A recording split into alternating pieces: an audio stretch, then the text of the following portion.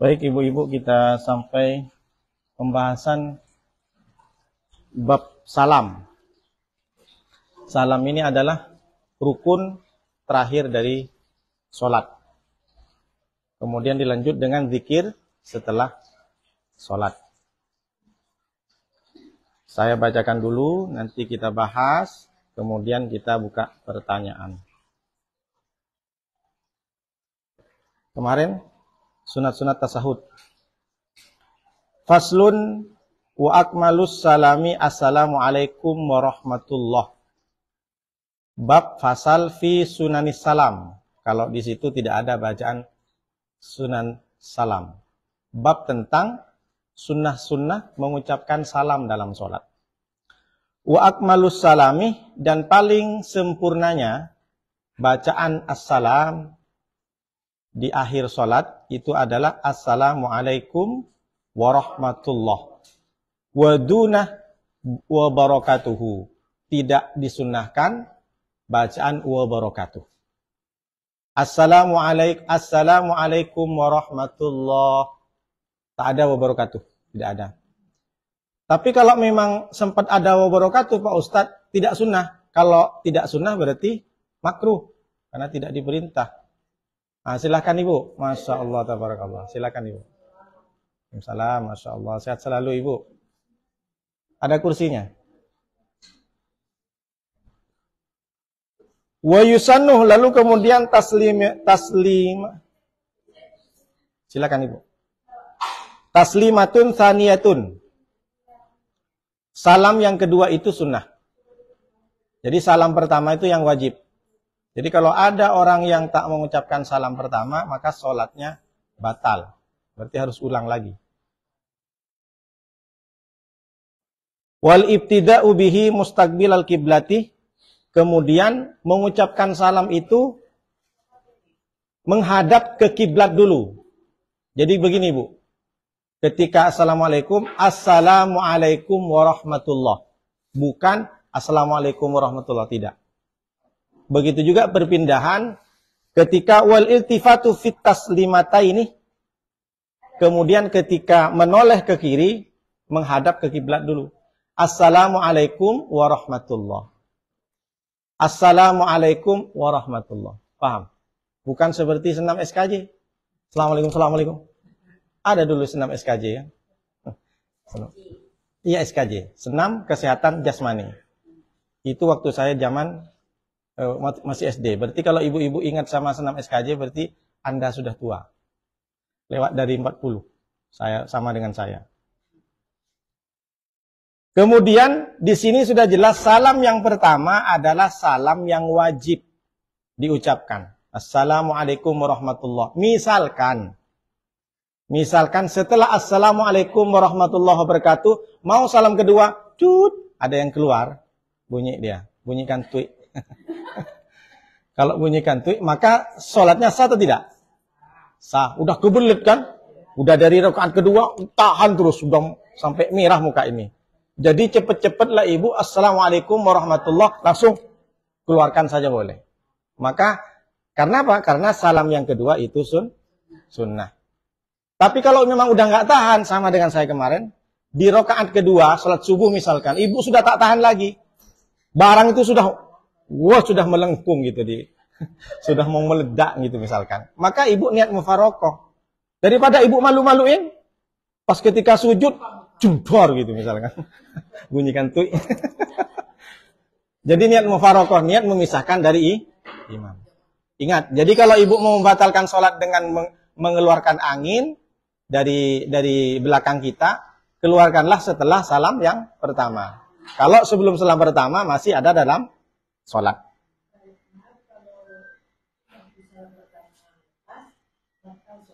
Ya, batal sholatnya. Kalau belum selesai.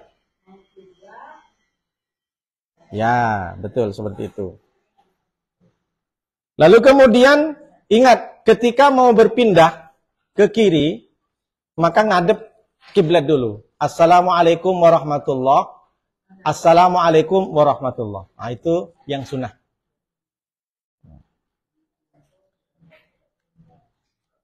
Kemudian disunahkan memberi salam kali yang kedua dan memulainya dengan wajah menghadap kiblat dan menoleh dalam ucapan salam itu. Sehingga pipinya yang kanan terlihat.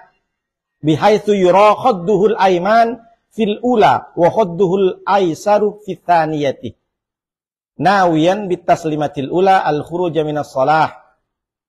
Wassalamu ala man ala yaminihi min malaikatin wa mu'minin wa mu'mini insin wa jinnin. Nah, ini perhatikan baik-baik. Jadi kalau kita salam, menoleh ke kanan, pipi sebisa mungkin sama makmum nampak. Jadi yang dihitung salam itu, menolehnya kepala kita, pipinya nampak. Sebagaimana Rasulullah juga pipi nampak. Bagaimana pipi nampak? Ingat, kepalanya, bukan badannya. Bukan Assalamualaikum. Nah, itu beda. Ini salam satu-satunya yang tak dijawab dengan Waalaikumsalam. Makanya ada istilah makmum menjawab itu bukan berarti Waalaikumsalam. Assalamualaikum makmum menjawab. Waalaikumsalam bukan. Nah itu tak betul itu. Ini salam yang tak wajib dijawab adalah salam sholat. Apalagi yang tak wajib dijawab ketika ibu datang ke kuburan. Ya, Assalamualaikum ya ahlal kubur. Nah, ibu jangan jawab. Atau enggak, kalau ada jawab, ibu kabur. Waalaikumsalam. Ibu kabur. Perhatikan baik-baik, di sini disebutkan wassalamu ala yaminihi min malaikatin wa mu'mini insin wa jinnin. Salam yang pertama itu adalah kita mengucapkan salam ke manusia tentu yang makmum di belakang, yang sholat, dan jin. Malaikat dan jin. Kenapa? Malaikat juga sholat dan jin juga sholat. Emang jin ada yang Islam? Perhatikan baik-baik. Catat di surat Al-Jin ayat 14 dan 15. Kalau ibu biar tahu. Apa kata Allah? Wa anna minnal muslimuna wa minnal qasitun. Menirukan ucapan si jin. Sesungguhnya aku ini ada yang Islam. Wa minnal qasitun. Dan dariku ini, dari bangsaku ini, ada yang menyimpang. Berarti ada jin kafir dan jin Islam. Faman aslamah faulaika taharrau rasyada. Dan jin yang Islam itu adalah taharrau rasyada. Kerjaannya apa? Dia selalu mencari jalan menuju kebenaran. Artinya sama-sama ikut mengaji. Makanya dilanjutkan di kalimat surat Jin ayat ke-15, wa ammal qasituna fakanu li jahannam hataba. Kalau jin kafir, dia itu sebagai bahan bakar neraka. Kapan jin itu salah satunya ikut kajian dan mendengar bacaan Quran ketika Nabi SAW turun dari Taif. Waktu itu kan sudah ditolak Rasulullah. Turun dari Taif, dari gunung Taif itu, berjalan Rasulullah. Maka sampai di tengah perjalanan, Rasulullah sambil baca Al-Quran. Lalu tiba-tiba ada jin tujuh jin. Yang saat itu langsung masuk Islam. Kenapa? Inna sami'na Qur'anan ajaba. Sesungguhnya aku mendengar bacaan Quranmu Muhammad ajaba, ajib, takjub, kagum. Akhirnya di situ diabadikan ada batu di Taif ibu, kalau mudah-mudahan sampai ke Taif nanti. Tapi saya tak sempat di situ karena jaraknya masih jauh dan itu terjal. Jadi ada di situ tempat di mana di bawah bukit di batu Rasulullah mengislamkan 7 jin. Ada yang mengatakan 8, ada yang mengatakan 5. Jadi jin-jin itu dengar suara Nabi Muhammad membaca Al-Quran. Inna sami'na Qur'anan ajaba. Sesungguhnya aku mendengar bacaan Quranmu Muhammad secara takjub. Maka aku masuk Islam. Luar biasa kan? Jin berarti jin saja mendengar bacaan Al-Quran takjub. Ini ada manusia sudah niat mau mengaji sampai di waktu pengajian ngantuk pula dia. Tidur. Berarti dia lebih parah daripada bukan saya yang bilang. Ibu yang bilang. Pak Ustadz nyentil-nyentil aja. Sebenarnya orang mengaji ngantuk tuh Pak Ustadz bukan karena tak mendengar dan tak takjub. Tapi kenapa? Dari saking tenangnya. Kan sudah saya bilang kan, orang mengaji itu anzalas sakinah. Diturunkan Allah ketenangan. Dari saking tenangnya, demikian. Daripada ganggu orang, daripada bising kan, ya kan Bu? Jadi udah tahu kan, berarti ada jin Islam, ada jin kafir. Jin kafir nih ketuanya namanya iblis. Anaknya setan. Setan punya anak lagi, siapa? Suster ngesot. Tuyul. Ibu sekarang saya tanya, udah pernah nampak tuyul nggak? Belum, hanya di TV kan? Di TV film Susana tahun zaman dahulu itu tuyul. Pakai pempes saja kan? Ambil uang. Sekarang banyak orang hilang uangnya diambil tuyul. Kalau saya positif, itu jarang bersedekah. Jangan tuyul pula disangkakan. Kayak mana mau lapor ke polisi? Siapa ngambil duitnya 2 juta, Pak? Pak polisi apa? Tuyul, Pak. Mana tuyulnya? Itulah, Pak, saya kata orang-orang tuyul, Pak, katanya. Jadi dituduhlah tetangga yang melihara tuyul. Karena semakin lama semakin kaya. Sudon tak boleh.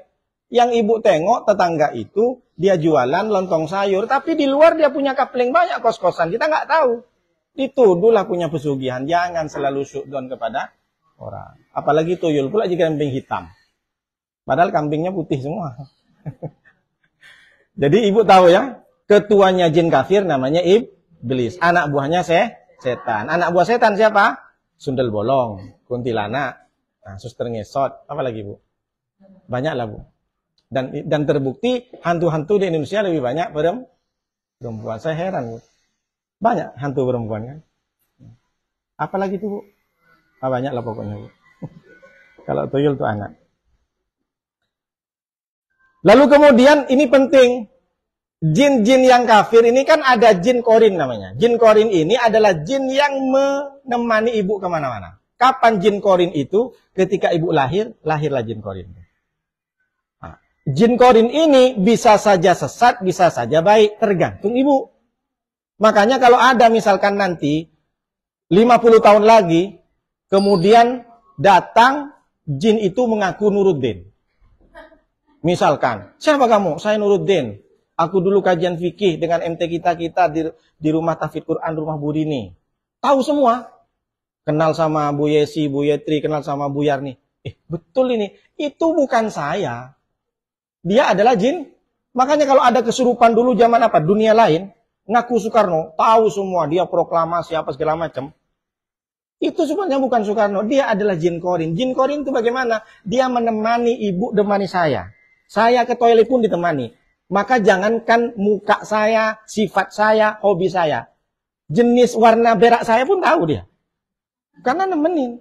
Maka jin korin ini, Bu, korin ini menemani teman. Dia akan menjadi baik kalau ibu selalu baca Quran. Dia juga ikut baca Quran. Tergantung sifat kita. Ketika kita mati, jin korin itu hidup. Kemana dia? Cari badan. Yang ada di pokok-pokok kayu itu. Lah kalau di pokok-pokok kayu itu bukan jin korin. Jin bongak dia. Tersesat dia. Maka jangan percaya ruh kita itu kesurupan keluar. Kan ada orang kesurupan ngaku siapa. Itu jin, Bu. Jangan terlalu percaya sama mistis.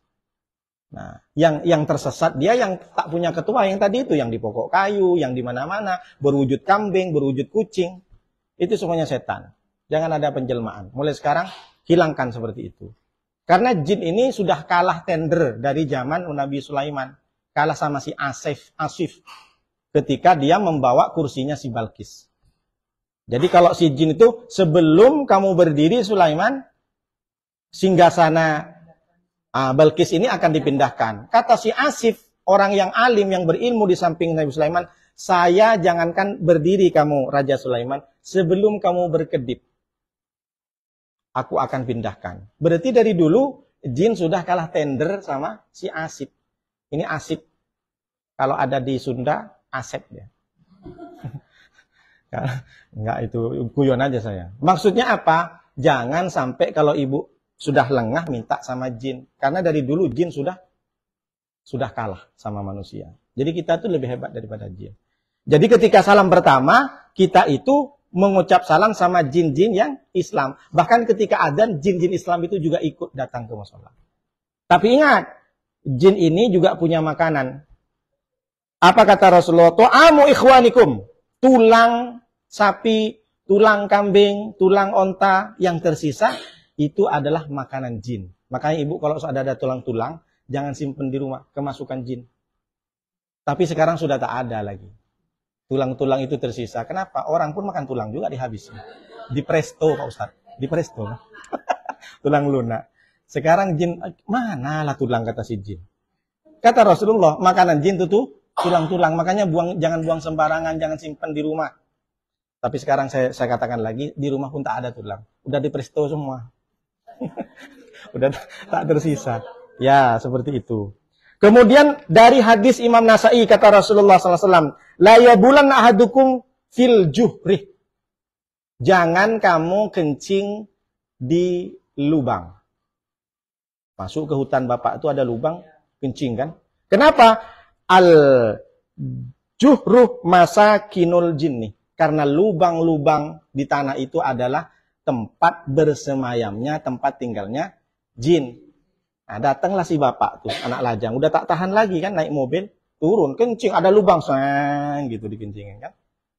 Nah, rupanya si jin di dalam lagi pesta pernikahan, dia kenduri. Kenduri, lagi makan sop tulang, tiba-tiba banjir bandang datang. Banjir bandang datang, setelah itu, habislah knalpotnya bengkak. Nah, si bapak tuh cari obat, gimana bengkak knalpot dia kata. Maka jangan salahkan lubangnya, karena lubang-lubang itu adalah tempat tinggalnya jin. Itu ibu beritahu. Itu kata Rasulullah. Jadi tak bisa kita menolak dengan apa yang disampaikan Rasulullah. La yabulan ahadukum fil juhri. Jangan kencing kalian di lubang. Karena juhru masakinul jin. Karena lubang-lubang itu di hutan itu ibu di mana? Makanya ibu ketika masuk hutan itu atau masuk ke tempat semak belukar yang tak ditempati manusia, bacalah Bismillahilladzi la yadurru ma'asmihi say'um fil ardi wa huwas samiul alim. Dengan nama Allah tidak ada yang bisa memudaratkan di bumi dan di langit ini kecuali dengan izin Allah. Tanamkan itu. Dan itu pun bagus untuk ketika ibu minum sesuatu kalau memang dicurigai ada sihir, ada racun. Baca bismillah. Dengan izin Allah tidak ada yang bisa memudaratkan. Semua yang ada di bumi ini kalau Allah tak memudaratkan kita, takkanlah minuman makanan itu bisa memudaratkan. Jadi harus yakin. Tapi jangan karena gara-gara yakin seperti ini, ibu main hantam aja semua. Baca semua meskipun itu jelas racun, baygon. Ini kalau bukan izin Allah, yang minum baygon. Mau bunuh diri misalkan, spiritus, mati juga lah. Sampai baca 30 juz, ibu pasti mati lah. Jelas itu racun kan. Kita ini bukan nabi. Memang mau nantang-nantang. Kata Ustadz, tesan misalnya. Kata Ustadz Nuruddin tadi, asal baca doa ini, di Al-Quran ini, kita tak mempan katanya. Habis itu ibu minum spiritus, minum baygon, mati konyol ibu. Nah, habis saya jadi tersangka kan. Nah, ditangkap pula saya. Janganlah gitu, Bu. Baik. Jadi sudah tahu Bu ya, ketika salam pertama itu kita mengucapkan salam kepada orang yang sholat, imam itu, kemudian malaikat-malaikat dan jin-jin yang juga ikut sholat. Jadi ibu ketika ibu sholat nih ke masjid dan mengaji ini ada jin yang ikut juga. Karena ada jin Islam, ada jin kafir. Tengok dicatat di surat Al-Jin 14-15. Baik. Wayanwil ma'mum bitasliyamitihi al-sanati ar-radda 'alal imam in kana ayyaminihi wa in kana an yasarihi fabil ula. Wa in kana kubalatahu takhayyara wa bil ula ahabbu wa yanwi ilmam ar-radda 'alal ma'mum. Kemudian disunahkan baginya dalam ucapan salam, pertama berniat keluar dari sholat dan memberi salam kepada para malaikat dan kaum mukminin dari jin itu tadi. Hendaknya makmum juga berniat disunahkan dengan ucapan salam kedua untuk menjawab imam. Jika berada di sebelah kanan, jika makmum berada di sebelah kiri imam, maka dengan ucapan salam pertama, jika imam berada di depannya, maka ia boleh memilih dan lebih disukai bila dengan ucapan salam pertama. Hendaknya imam berniat menjawab salam makmum dengan salam yang kedua. Maksudnya bagaimana? Kalau kita mau salam yang pertama, tunggu imam ketika menoleh ke kiri. Jadi jangan kita lebih utama, lebih sunnah ketika imam sudah assalamualaikum warahmatullah, baru kita assalamualaikum. Jangan sampai apalagi mendahului. Kalau mendahului batal kita. Jadi biar tumak ninanya gitu, maksudnya apa?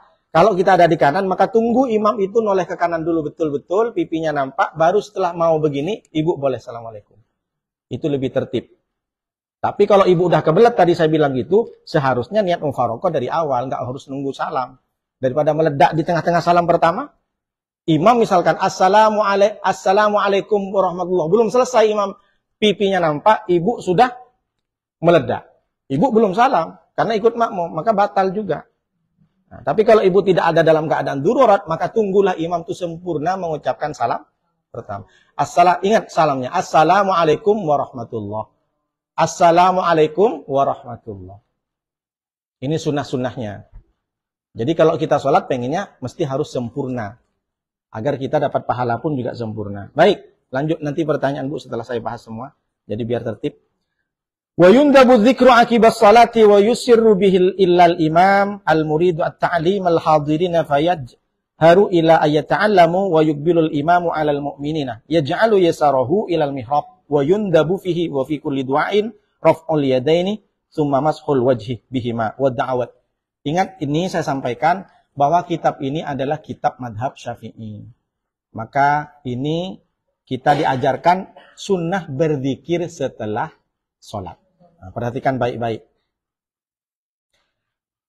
Sunnah-sunnah setelah sholat. Wa yundabu dzikruh. Disunnahkan zikir. Zikir apa itu Pak Ustadz? Di sini disebutkan wa du'a'u al-ma'surani. Doa yang ada dalam Al-Quran, doa yang ada dalam hadis. Itu namanya maksur. Jadi doa yang ada disebut Al-Quran. Contoh, doa yang ada dalam Al-Quran apa? Rabbana atina fid dunya hasanah wa fil akhirati hasanah wa qina adzaban.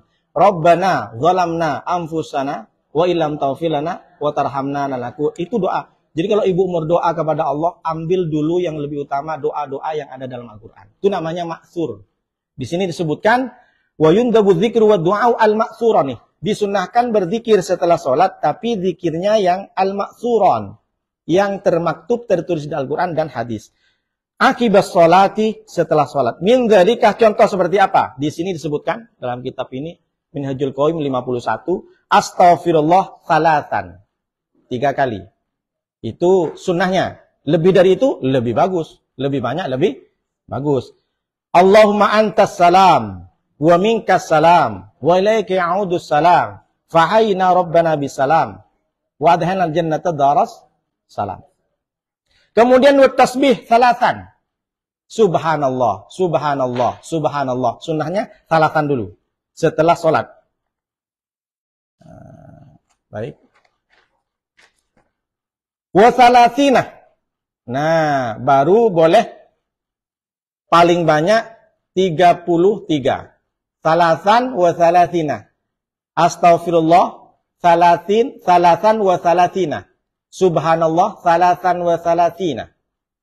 Alhamdulillah salasan wa salatina. 33.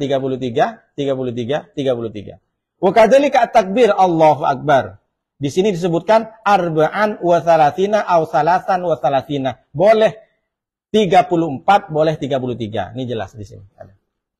Allahu akbar. Wa tamamul mi'atu la ilaha illallah, dan disempurnakan dengan bacaan takbir la ilaha illallah 100 kali. Boleh ditambah la ilaha illallah wahdahu la syarikalah. Bagaimana urutannya Pak Ustadz? Terserah. Kalau yang biasa kita dari kecil, kita diajarkan astaghfirullahaladzim, alladzi la ilaha illa huwal hayyul qayyum wa atubu ilaih. Nah, setelah itu 3 kali baru la ilaha illallah wahdahu la syarikalah, lahul mulku wa lahul hamdu, yuhyi wa yumit wa huwa ala kulli syai'in qadir. Di sini sebutkan wa lahul hamdu wa huwa ala kulli syai'in qadir. Ada di sini semua. Nomor 52 di kitab kuningnya ini. Jadi terserah urutannya. Tapi yang biasa astaghfirullahaladzim la ilaha illallah wahdahu la syarikalah. Setelah itu baru di sini disebut boleh doa tambahkan Allahumma a'inni ala dzikrika wa syukrika wa husni ibadatik. Wa qiraatul ikhlas, surat ikhlas sekali. Wal muawwidataini, dan kul a'udzu yang kedua. Kul huwallahu ahad 1 kali, kul a'udzu birabbil falaq 1 kali, kul a'udzu birabbin nas 1 kali. Wa ayatul kursi, dan ayat kursi. Allahu la ilaha illa huwal qayyum sampai la ayaduhu yabdu ma wa huwal aliyul azim. Wal Fatihah sekali. Wa minhu la ilaha illallah wahdahu la syarikalah sampai terakhir bi ziyadati yuhyi wa yumit 10. Ditambah lagi. Jadi terserah. Kalau ikut ibu di buku-buku itu, yang penting kalimat-kalimat tadi sudah dibaca setelah sholat. Ba'da subhi wal asri wal maghribi. Yang paling utama dibaca setelah subuh, setelah asar, dan setelah maghrib. Yang paling utama sekali jangan sampai hilangkan. Setelah subuh, di sini disebutkan dalam kitab, setelah asar, setelah maghrib. Wa subhana rabbika rabbil izzati amma yasifun. Ila akhir surah. Wa ayatu syahadatu illa wa kulillahumma malikal mulki tu'til mulka man tasha wa tanzi'ul mulka mimman tasha wa tu'izzu man tasha wa tudhillu man tasha biyadikal khair innaka ala kulli syai'in qadir tulijul laila fin nahar wa litulijul nahar sampai terakhir inna bighairi hisab sampai terakhir. Jadi yang ada di Al-Qur'an. Dan jangan lupa ujung pangkal surat Al-Baqarah, lillahi ma fis samawati wa ma fi ampusikum aw yukhfuhu fayaghfiru liman yasha wa yu'ad wallahu. Saya tanya, ibu bisa hafal karena ngafalin atau tidak? Tidak. Karena apa? Dengarkan. Karena dengarkan siapa? Imam. Di sini disebutkan, baik. Coba fayajharu ila ayyata'allamu wa yukbilul imamu 'alal ma'mumina. Imam disunnahkan menyaringkan bacaannya untuk apa? Ila ayyata'allamu, agar makmum bisa belajar dan menghafal. Madhab Syafi'i berzikir imamnya keras. Keras itu bahasa Arabnya jahar. Apa Bu? Jahar, bukan jahat. Kan? Jahar. Jim ha ra. Jadi kalau saya dari kecil sudah diajarkan setelah sholat zikirnya jahar. Kalau pelan tuh Pak Ustadz namanya sir. Tambah i sirih. Kawin diam-diam. Ingat pula Pak. Itu pula Pak Ustadz. Ada lah pula. Jadi paham Bu ya? Ini kitabnya Madzhab Syafi'i. Kalau Madzhab Syafi'i imamnya keras. Ada Pak Ustadz yang tak keras? Ada. Ada hadisnya? Ada juga. Tapi bukan Madzhab Syafi'i, Imam Hambali. Makanya kalau Imam Hambali zikir sendiri. Tapi kalau saya memilih yang jahar. Karena apa? Salah satunya kata ulama, ila ayyata'allamu. Agar makmum bisa. Kenapa? Kan sudah tahu Pak Ustadz. Tak seperti itu, tak boleh sombong. Itu sama dengan adzan. Kita tahu kan duhur jam berapa. Tapi kenapa mesti harus adzan? Karena manusia itu kadang lupa, kadang sengaja memang melupakan diri. Jadi perlu diingat. Sama dengan istau sufakum fa inna tasfitas sufu minta masalah lurus rapat. Itu terus lama imam itu katanya. Memang harus begitu. Kalau nggak gitu orang ngeyel. Manusia itu kan ngeyel. Maka sama dengan zikir. Kenapa? Takut kita punya anak pulang ke rumah. Bang, tadi abang apa yang dibaca habis sholat? Nggak tahu lah. Kenapa? Makmumnya gini-gini nengok kita katanya. Jadi tak ada dibaca.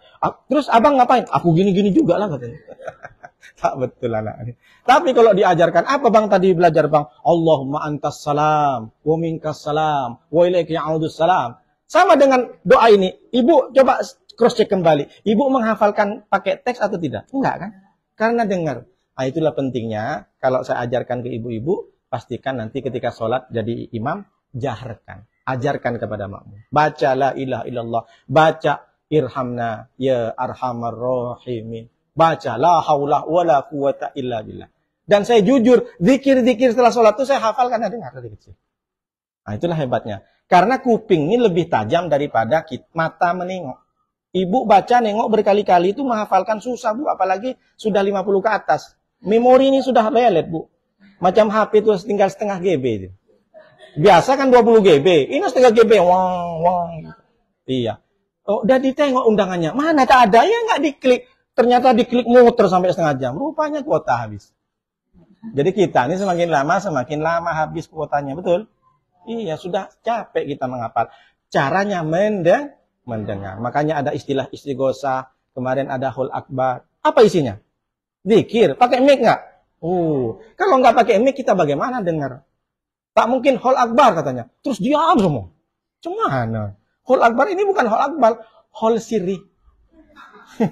Ustadznya banyak kawin siri. Pak Ustadz ini kemana-mana lah.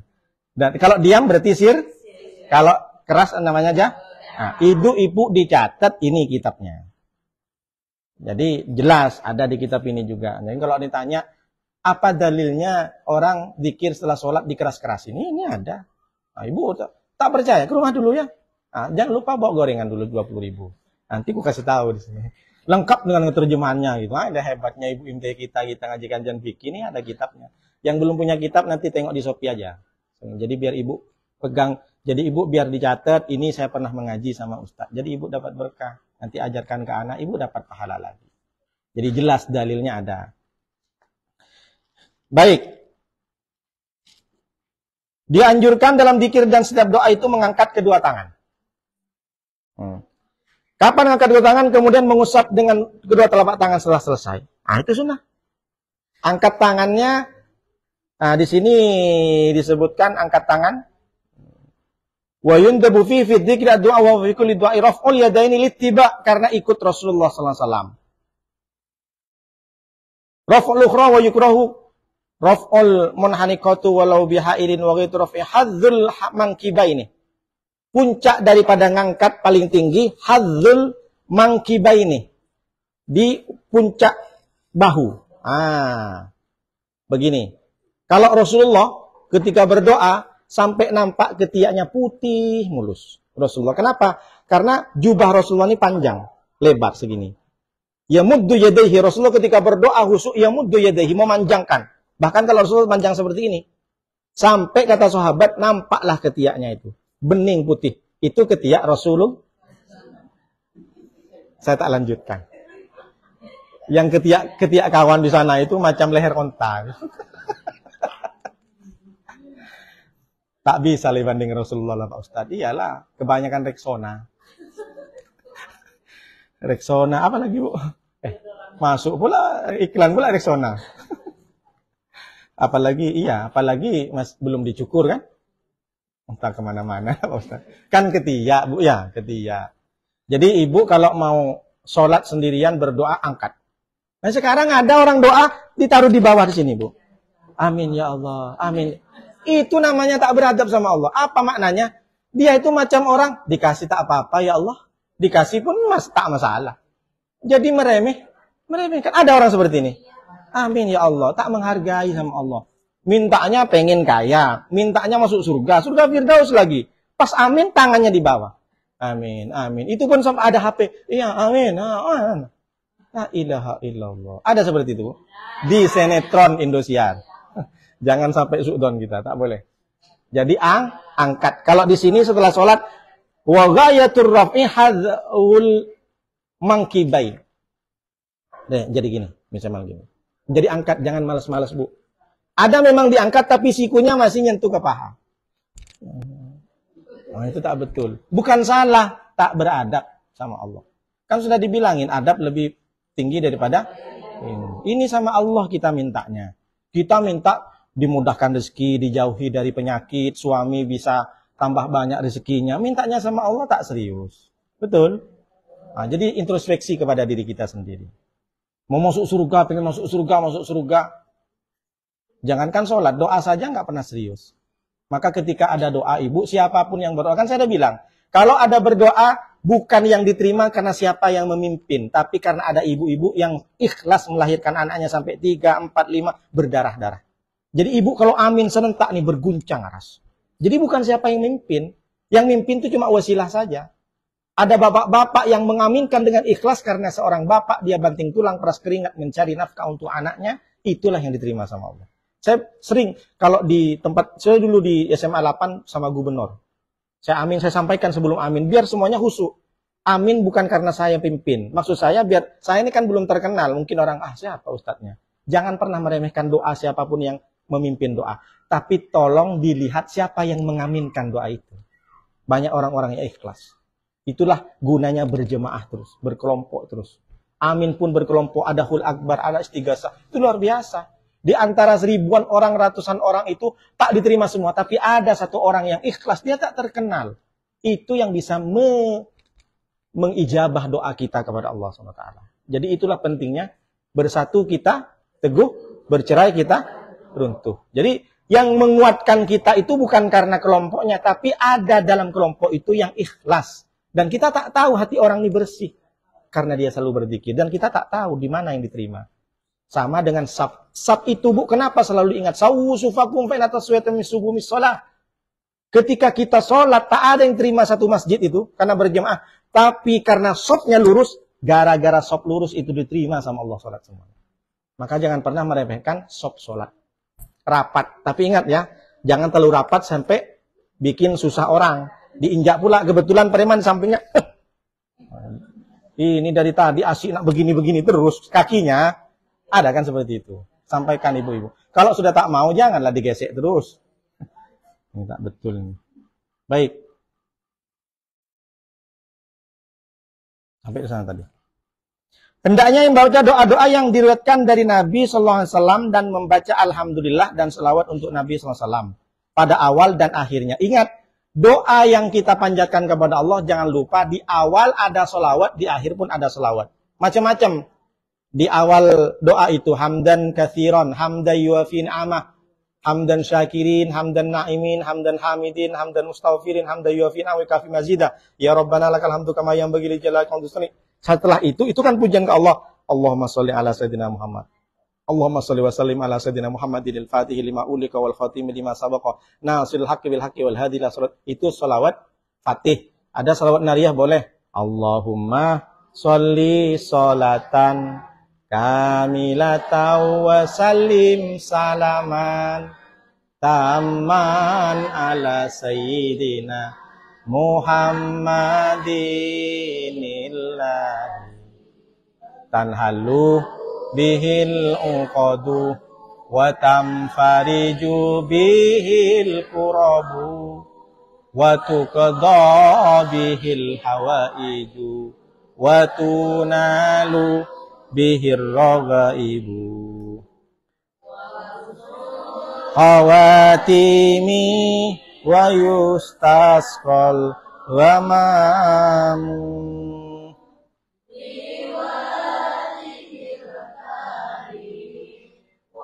ala alihi wa sahbihi fi kulli lamhati wa nafasi wa nafasin bi'adadi kulli ma'lumillah.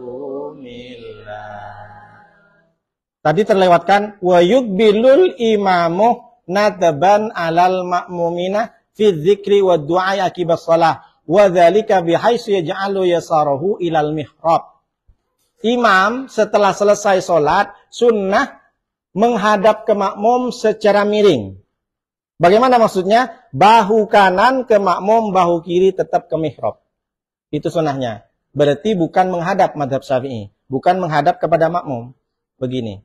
Saya selesai sholat, bukan begini. Nah, gini. Ada seperti itu nampak? Itu sunnah. Nah, ya belok. Tapi bukan belok gini. Kalau belok gini biasanya itu tak berzikir ya. Tengokin semua. Jadi yang benar, nah, itu di kalimat, coba tengok Bu, di baris keberapa? Baris kedua Bu. Baris kedua halaman 106. Baris kedua halaman, sorry.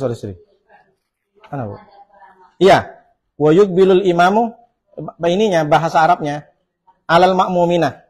Ya ja'alu yasaruhu ilal mihrab. Ya. Paragraf kedua di 107, imam menghadap para makmum dan menjadikan sisi kirinya menghadap.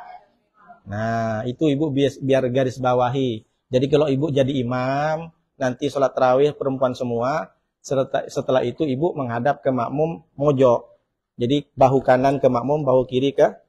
Nah, sampai segitunya ulama Madhab Syafi'i ini menjelaskan.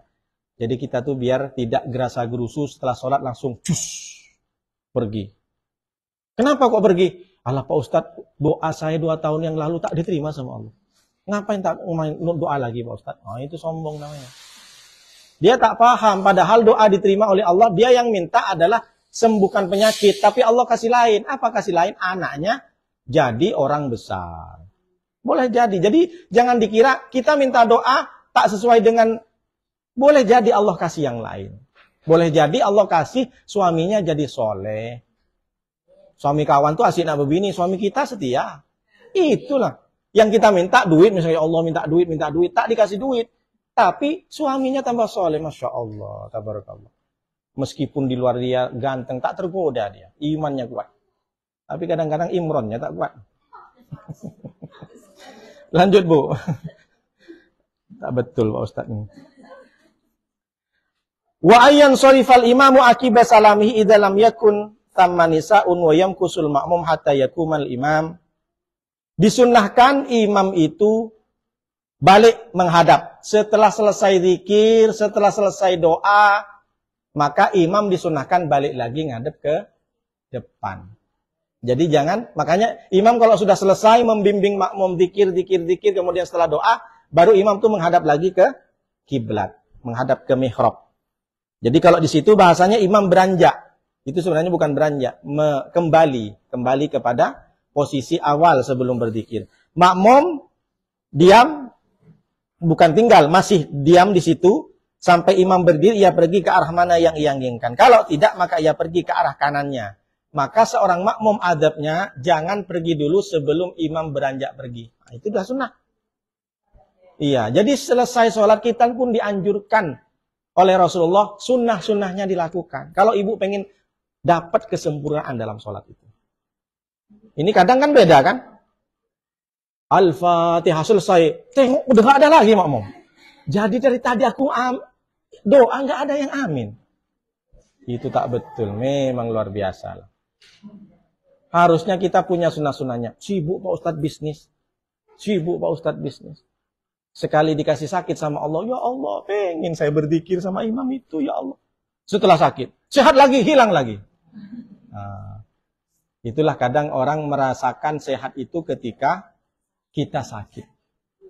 Kata lagu Roy Rama, kalau sudah tiada baru, bahwa sungguh, hafal semua. Fans Roma Irama semua. Sehat itu akan bisa kita nikmati dan rasakan kalau sehat itu sudah tidak ada. Kalau ibu sudah ngilu-ngilu asam urat, sampai ke perut asam lambung, sampai ke makanan asam pedas, asam semua. Kalau ibu sudah sakit, nikmat nggak sehat itu sebenarnya? Ibu kenapa tak pengajian? Aduh saya sakit Pak Ustadz. Sekali sehat, ibu kan udah sehat tak sakit. Aduh jaga cucu saya Pak Ustadz. Cucu lagi. Ini menantunya tak betul anaknya. Nenek itu diciptakan bukan karena untuk mengasuh cucu. Tidak, ingat ibu yang sudah jadi nenek, ibu diciptakan Allah bukan untuk cucu. Buat postingan, hashtag menurutnya. Kenapa? Kalau sudah umur 60 ke atas itu waktu matang untuk beribadah kepada Allah. Anak kalau mengerti, mamanya jangan disibukkan dengan cucu. Akhirnya cucu itu jadi anak manja. Apa tuh manja Pak Ustadz? Mandi jarang. Enggak dimandiin sama nenek. Yang penting makan, yang penting main HP. Datang ibunya, jangan main HP. Jangan. Kalau sama nenek, jadi pada nangis. Stres aku. Main HP. Ibu-ibu yang ketawa ini betul juga kata Ustadz. Jadi ibu-ibu nih yang banyak duit, suami yang banyak duit, panggillah orang untuk ngasuh. Janganlah nenek kita di rumah itu disuruh. Iya kan, bapak, mama kerja, bahkan jalan-jalan 3 hari ke Bandung.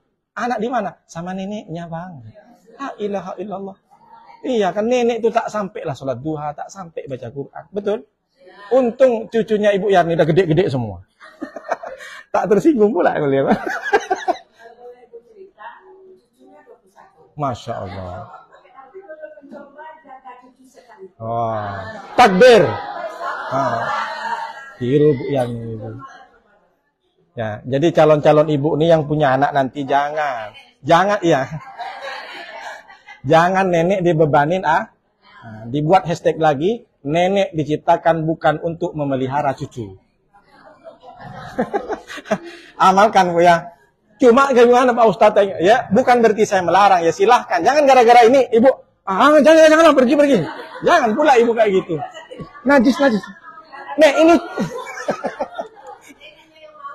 Iya maksudnya begitu. Jangan pula gara-gara ini seorang nenek itu jijik sama cucu. Jangan. Aku mau beribadah kepada Allah. Kondisikanlah di rumah itu bagaimana ya. Ini bab cucu atau bab sholat ini? Enggak, jadi Ibu biar tahu. Mumpung ingat Bu ya. Nah. Masya Allah, tabarakallah. Siap Ibu.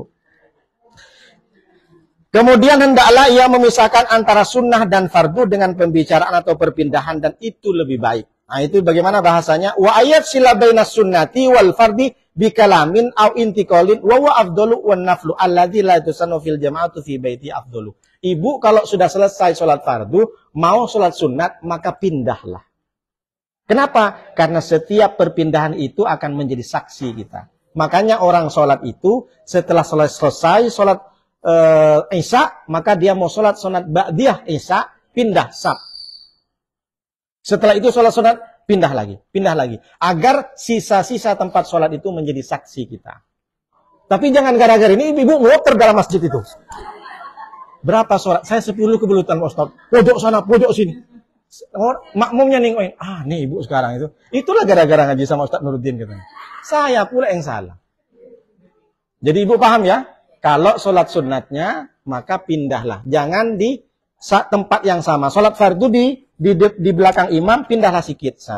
Itulah maksudnya ibu biar tahu. Ini ada kitabnya. Ibu garis bawah itu. Di halaman 107 bahasa Arabnya itu di baris ketiga dari bawah. Wa ayat sila bainas sunnati wal fardi. Harus dipisahkan tempat sholat fardu dengan sholat sunat. Agar kita punya modal di akhirat nanti bahwa kita pernah sholat sunat. Makanya di masjid ibu kalau umroh ke Makkah Madinah itu jangan di satu tempat saja. Pindah sana, pindah sini. Jadi sholat sunat lagi, yang kedua sholat sunat lagi hajat, sholat sunat tobat, pindah lagi. Jadi mulai sholat sunat menghormati masjid, tahiyatul masjid, sholat sunat wudu, pindah sedikit. Kalau tempatnya luas. Kalau tempatnya sempit, jangan pula ibu ngelangkahin orang. Kalau di Mekah beda. Jangan ibu, sana ke sini, aku pingin pahala. Iya, jangan sampai memindahkan tempat, gara-gara itu ibu bikin orang sakit hati. Paham Bu ya? La tusannu fil jama'atu fi baiti afdalu. Kalau sholat sunatnya itu bukan sholat sunat berjamaah, bagi perempuan khususnya, maka sunnah lebih bagus dikerjakan di rumah. Contoh seperti apa Ustaz? Setelah Isya, maka pulang ke rumah ibu-ibu, terutama yang perempuan, pulang ke rumah, sholat sunatlah ba'dal Isya. Usalli sunnatal ba'diyatal Isya, setelah Isya di rumah. Itu lebih bagus, lebih utama. Yang tidak ada berjemaahnya. Apa yang berjemaah? Sholat Idul Fitri, sholat istisqa, sholat gerhana bulan, sholat gerhana matahari, sholat Idul Adha. Itu kan sholat sunnah juga, tapi kan disunahkan berjemaah sunnah muakkad. Maka itu jangan dikerjakan di rumah. Yang dikerjakan di rumah afdol itu adalah sholat sunat yang tidak ada berjemaahnya. Jadi lebih bagus ibu-ibu kalau nanti pengen tidak mau itikaf lama, misalkan sebelum sholat duhur, sholatlah sunat di rumah. Itulah pentingnya kalau kita serumah itu disolatin. Tapi ibu harus tahu, dijaga betul. Dengan patung, kalau gambar enggak, ikhtilaf ulama. Kalau ada patung berbentuk, itu jin, setan masuk. Malaikat tak masuk. Itu senang. Jadi tempat jin itu seperti tadi lubang di tanah itu tempatnya jin, tempat rumahnya jin. Jangan kencing di situ kan, saya bilang tadi. Kemudian di rumah jangan sampai ada patung hewan yang berbentuk. Memang kalau patung tak ada kursi kadang. Ibu ada kursi ukiran berbentuk naga kadang. Nah, saya temukan dulu di masjid. Salah satu masjid di Batam, saya ceramah waktu duha, dia berbentuk. Saya bilang, Pak pengurus tolong diganti, ini sudah berbentuk hewan. Kalau foto Pak Ustadz, tidak. Ikhtilaf ulama, karena tidak berbayang. Kalau foto disorot, apakah nampak seperti manusia bayangannya? Ya nggak nampak figura lah. Nah, iya, kita ini pegang foto kiai, apalagi ulama, habib-habib.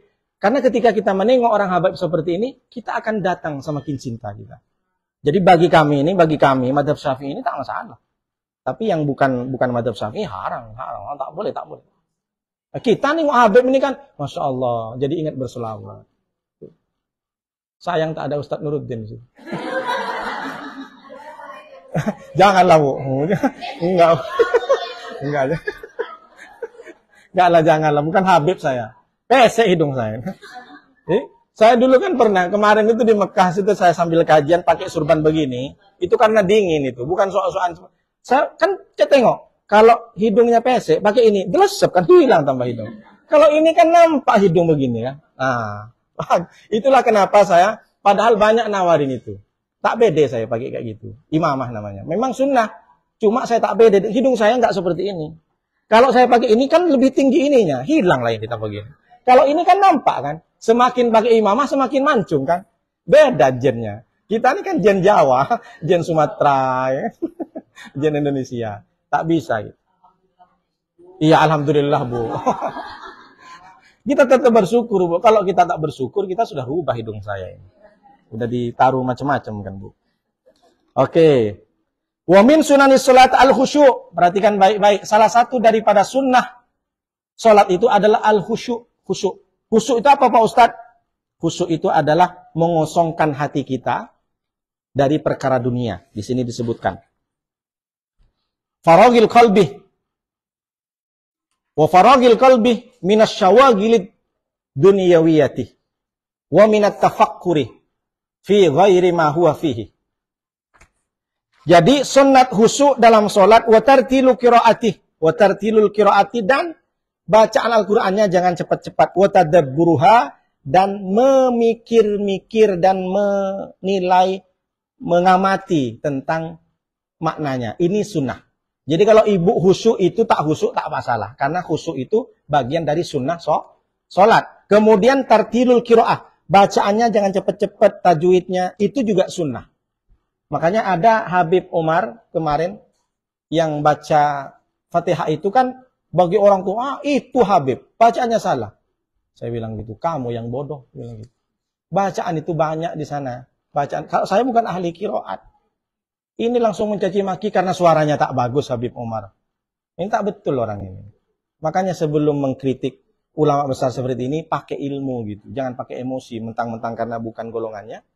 Ya kan banyak yang benci sama Habib Umar. Ada di media sosial itu. Geram saya nengok. Kalau memang tak bisa, tak sesuai dengan dirimu, janganlah mencaci maki.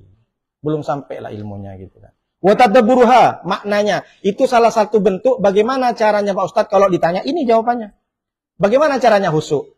Baca Al-Qur'annya pelan, kemudian artikan maknanya dalam hati. Nah, itu salah satu bentuk khusyuk. Kemudian wa tadabburu dzikri wa dukhulu fiha, masuk waktu salatnya kemudian memikirkan tentang zikir-zikir yang dibaca. Wa faragil qalbi, dan yang terakhir mengosongkan hati. Inilah yang ditanya oleh Bumar, ihsan. Apa maknanya? Mengosongkan hati, dibuang semua ketika sholat perkara-perkara dunia. Nah, bahasa rukun agamanya, bahasa tingginya adalah ihsan. Ada iman, ada Islam, ada ihsan. Apa ihsan itu Pak Ustadz? Anta'budallaha ka'annaka tarahu, fa'ilam takun tarahu fa'innahu yaraka.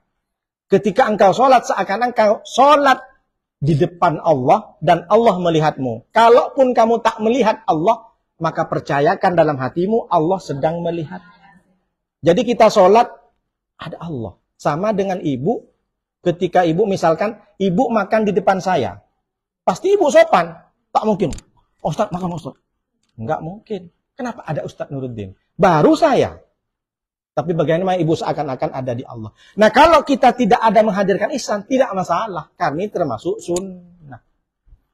Ihsan itu bahasa gaulnya sekarang, bukan bahasa gaulnya. Bahasa yang lain adalah namanya mengosongkan hati hanya kepada Allah, itu namanya tasawuf. Tasawuf diambil kata sawwafa yusawwifu taswif. Tasawuf itu tasawwafa yutasawwafu tasawwufan. Diambil kata sufi. Sufi itu apa Ustaz? Sofa. Bukit Sofa, Bukit Marwah. Apa artinya? Suci.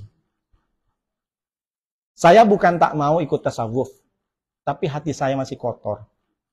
Artinya apa gimana? Cukup saya memaksimalkan bagaimana sholat saya tepat waktu, sholat saya tidak gerasa gurusu tumakninah, kemudian saya lakukan sunnah-sunnahnya dengan sempurna, insya Allah.